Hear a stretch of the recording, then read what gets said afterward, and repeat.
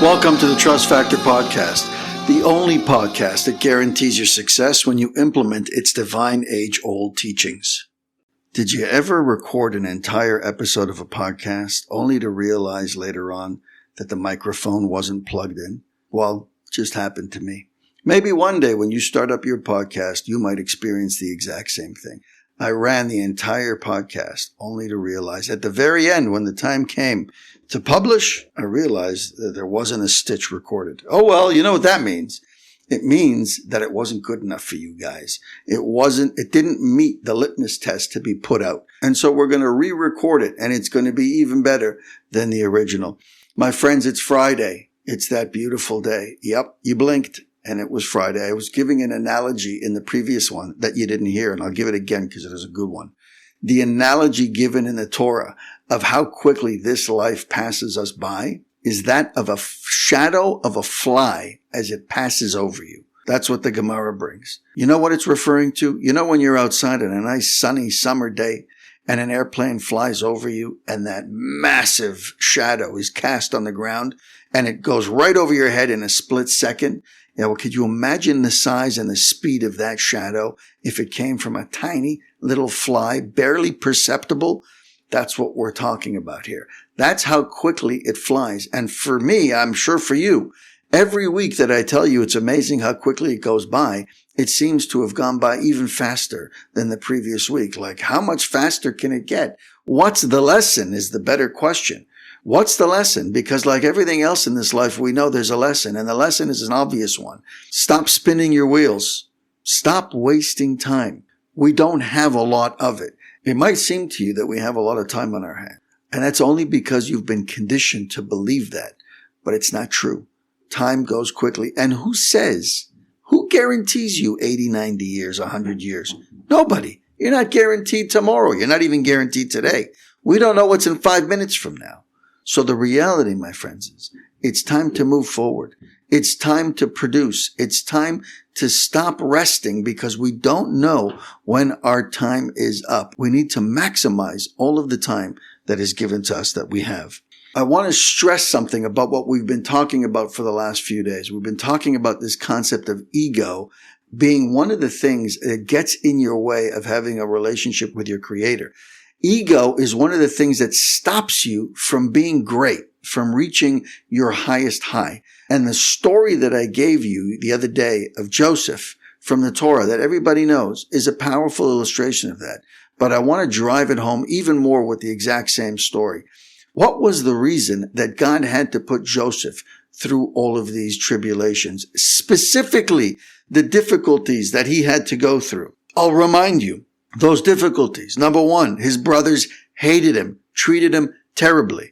His brothers tried to kill him, threw him into a pit with snakes and scorpions.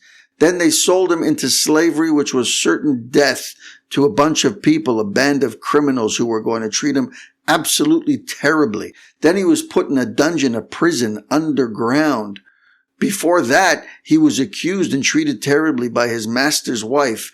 All of these things served to do one thing. They served to bring down his ego. Why did Joseph have an ego, and how do we know that he had an ego? Because if you remember the story, in the early days of the story, Joseph himself had a couple of dreams, and he gave those dreams over to his father and his brothers in a way that demonstrated clearly that he had a sense of young immaturity and ego about him, where his dreams were about his entire family bowing down to him, that he was going to be this grand leader. And obviously we see in the Torah that it was a problem in the way that he delivered that message, because even his father got upset with him.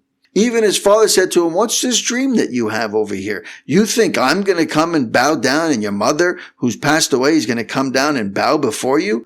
In other words, the message wasn't being delivered properly. It was coming from a place that wasn't pure, it wasn't modest, and it wasn't sincere. It came from a place that needed perfecting. And God recognized that.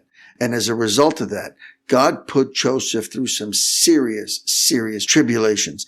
Nothing like the ones that we deal with today. Most people couldn't stand any one of those events that happened in Joseph's lives, never mind all of them. But clearly we could see that in order for Joseph to be able to run the world, and make no mistake, that's exactly the position he was put in. As the viceroy of Egypt, Egypt at the time was a world superpower. It ran the world. And the second in command who made all the decisions was Joseph. He's the one who decided the fate of the world. But he wasn't able to be put in that position in his current status, with his current outlook, with his approach to life, because his approach to life was one that was about him. He had to be made to realize that this life is not about him. And how do we know that it succeeded? How do we know that all of these difficulties formed him into the ideal candidate and the only person who was cut out for this job? Because when the brothers came to Egypt looking for food and didn't recognize that it was Joseph standing in front of them, their own brother who they tried to kill, when he finally exposed himself as Joseph, as their brother, he said immediately, "Don't worry, I'm not going to take revenge. It's not your fault. You did nothing wrong. God put me here. He made you do the things that you were going to do. And it didn't start and stop with you. There have been so many other difficulties along the way, but every single one of them were designed specifically for me to be able to reach this height in my life." He knew this himself very clearly, and he didn't blame his brothers. He didn't hold them accountable. It's an unbelievable lesson, my friends, just like all the amazing lessons that we have in our beautiful Torah. Getting back to this concept of a bus driver. Man plans and God laughs. You've heard that before. It's true. That is the differentiator between somebody who succeeds in life and somebody who doesn't. Somebody who gets through this life on high, who walks through this life with a spring in their step, with a smile on their face, and somebody who is just scraping by, constantly complaining. That ability to release control, to not try to drive the bus from the back seat, that's not the way to get through this life. People in that position can't wait to check out of this life. If you've got your head on straight and you're willing to give up control, you enjoy this life. The reason that the book tells us that we can't have a relationship with our Creator, there were two, if you remember. One is the fact that we're not prepared for it. The other is the fact that when we were prepared and when God reached out, we didn't maximize those opportunities. I want to focus on the first one. The first one is the fact that we had an ego. We're not prepared. Just like Joseph wasn't prepared, we aren't prepared because we have an ego, because there can't be two kings ruling a kingdom. If we're not willing to let go of control, then he can't be in our lives. As much as you want to try theoretically to have a relationship with him, he's not able to have a relationship with you because you're not willing to really let him in. And ultimately what happens from that is you end up in a state of despair because you come to the realization that what you control is really nothing. That is a hard pill to swallow. The longer you've been involved with secularism and brainwashed by a society to believe that you are in control of outcomes, the harder it becomes for you to accept it when you're given the dose of reality. And that dose will come, my friends. It will come. For some people, it comes very later on in their lives when they're in their 80s and they're closing in on the end of days for themselves. Their lives are coming to an end. For other people, it comes at a very early stage of life. People who are trying to learn and grow and asking questions and inquiring or are being taught by loving parents and a good community, they get this understanding very early on. But it will come for everybody.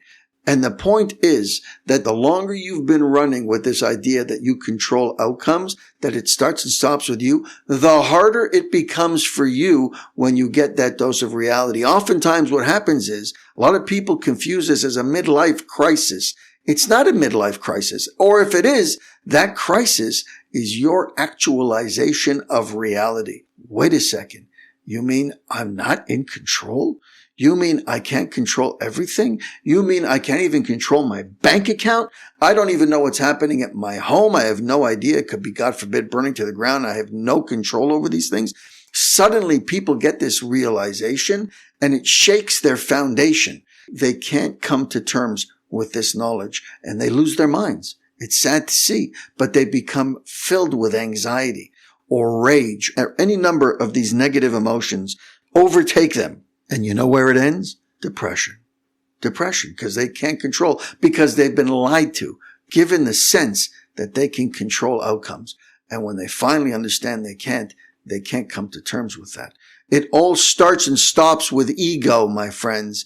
Ego is a poison pill. You have to do everything you can to get rid of it. Again, you don't need to be a shmata. Moses was not a shmata. He wasn't a laydown. Somebody who can lead an entire nation out of slavery and into freedom and take him through the desert for 40 years was not a laydown. That individual had plenty of ego, but it was in check. He understood who ran the show. He understood when to pull back and when to let go of control. He understood where to go to get assistance, and that he couldn't do it on his own. So he had to ask for help. Do you have any people today aren't willing to ask for help because they're too proud?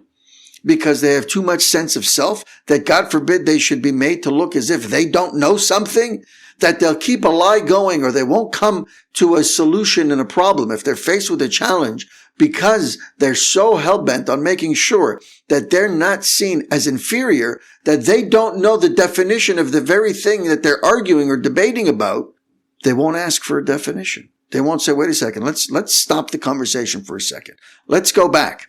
Let's first define what we're talking about over here, because it seems to me like we're talking about two different things. Or it seems to me like we're never going to come to a solution here because we don't know what the problem is. First, let's define the problem. But so many people won't even define the problem because it insinuates that I don't understand what X or Y means. And because of that, you're into a vicious cycle, a never-ending cycle, which ends up with failure, which ends up with you feeling bad in a sense that you've lost. Just ask the question. What are we discussing? What's the challenge over here? Let's clearly define it, because I want to make sure that I'm not mistaken. I want to make sure that I'm educated on the subject first. A lot of people will never say that because it insinuates, it implies that I'm deficient, that I'm lacking. What a way to get through this life. What a sad, sad way to get through this life. Guys, you live once. Nobody's judging you. And if they are judging you, that's their problem.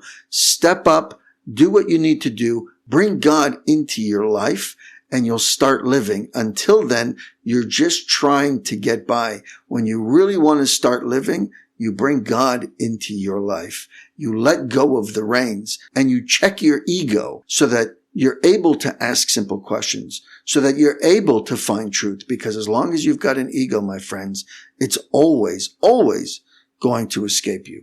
It's Shabbat. It's Friday night, my friends. Enjoy it. Make it meaningful. Because unfortunately, like the rest of the week, it too goes by quickly. We'll speak again on Sunday.